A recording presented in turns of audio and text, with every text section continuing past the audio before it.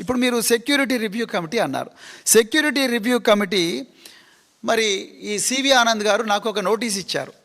ప్రవీణ్ కుమార్, నీకు కూడా సెక్యూరిటీ తగ్గిస్తున్నాం, నీ బుల్లెట్ ప్రూఫ్ వాహనాన్ని రద్దు చేస్తున్నాం, ఇగో నీ మీద మాకేం లేదు, కానీ మీకు సెక్యూరిటీ రివ్యూ కమిటీ నీకు భద్రత తగ్గించామని రికమెండ్ చేసింది అన్నాడు. అందులో చెప్పుకుంటూ ఆయన నాకు ఒక లెటర్ రాసిండు సివి ఆనంద్ గారు. ఆ లెటర్లో ఏం రాసిండయా అంటే, తెలంగాణ ప్రజలు జాగ్రత్తగా వినాలి ఈ విషయం.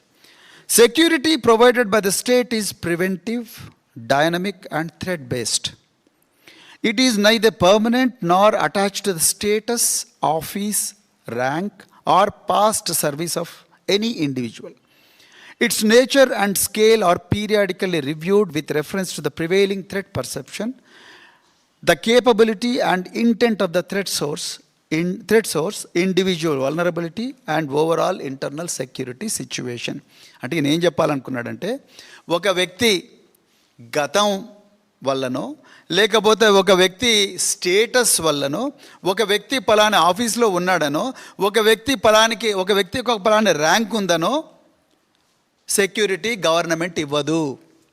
Point number 1. Point number 2, government ఎప్పుడు కూడా సెక్యూరిటీ ఒక ఉపద్రవాన్ని ఆపడం కోసం, ఒక వ్యక్తి హత్య జరుగుతుంటే హత్య జరిగే అవకాశాన్ని తగ్గించడం కోసం మాత్రమే, అదేవిధంగా ఇతనికి ముప్పు ఉందా లేదా అని చూసిన తర్వాత మాత్రమే ఆయనకు సెక్యూరిటీ ఇస్తారని గౌరవ డీజీపీ గారు పారా నెంబర్ 6లో మాకిచ్చిన నోటీసులో, ప్రవీణ్ కుమార్కి ఇచ్చిన నోటీసులో రాశారు.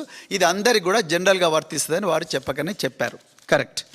సో బాగుంది, ఇప్పటివరకు మంచిగా ఉంది. కానీ ఇప్పుడు నేను అసలు విషయానికి వస్తా. అయ్యా డీజీపీ గారు, రేవంత్ రెడ్డి గారు, మరి మీ ఆదేశాల మేరకే నేను చేసిన, ఆయన ఎవరు అడిగినా కూడా నాకేం తెలుసు, సీఎం గారు ఏమన్నారు చేసినా అని ఆయన అంటున్నారు. సో మేము చేసినంత పని మీరు ఎక్కడ చేసిండని కొంతమంది అధికారులను అడినట్టుగా నాకు తెలిసింది. సరే, అవన్నీ ఆ విషయాలకు, ప్రొఫెషనల్ విషయాలకు నేను పోను, ఇది వేదిక కాదు, నేను మాట్లాడాను వాటి గురించి. కానీ నేను ఒక పాలసీ మ్యాటర్ మీద మాట్లాడతా. ఇప్పుడు మైనంపల్లి హనుమంతరావు ఉన్నాడు. మైనంపల్లి హనుమంతరావు ఏం కోంబింగులు చేసిండని, ఏ అల్ఖాయిదా తీవ్రవాద సంస్థ, లేకపోతే ఏ లష్కర్ ఏ తొయ్యబా, ఏ జైషే మహమ్మద్, ఏ సిపిఐ మావోయిస్టులు మైనంపల్లి హనుమంతరావును టార్గెట్ చేస్తారు అని చెప్పి ఆయనకు 2+2 గన్మెన్ ఇచ్చారు. చెప్పాలి డీజీపీ గారు, ఎందుకంటే now you have clearly mentioned that the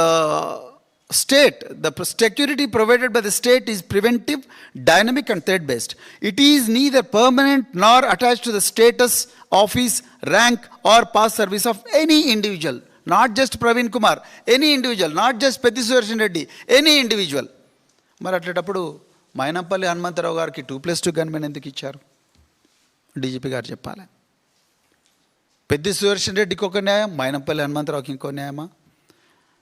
కొండా మురళి, ఆయన ఎమ్మెల్సీ కాదు, ఆయన ఒక కార్పొరేషన్ చైర్మన్ కాదు, వారు కేవలం మంత్రి కొండా సురేఖ గారి భర్త. కొండా మురళి గారికి 2+2 గన్మెన్ ఇచ్చారు. వరంగల్ సిటీలో ప్రతి ఒక్కరికి కూడా తెలుసు, కొండా మురళి గారు ఆ 2+2 గన్మెనే కాదు, పోలీసు వాళ్ళందరూ పోతే, ఆయనకు పోతే పోలీసు వాళ్ళందరూ కూడా ఆయన కాన్వాయ్లో పోతారు. ఆయనకి ఏ హోదా ఉందని 2+2 గన్మెన్ ఇచ్చారు? Now you have to tell DGP గారు,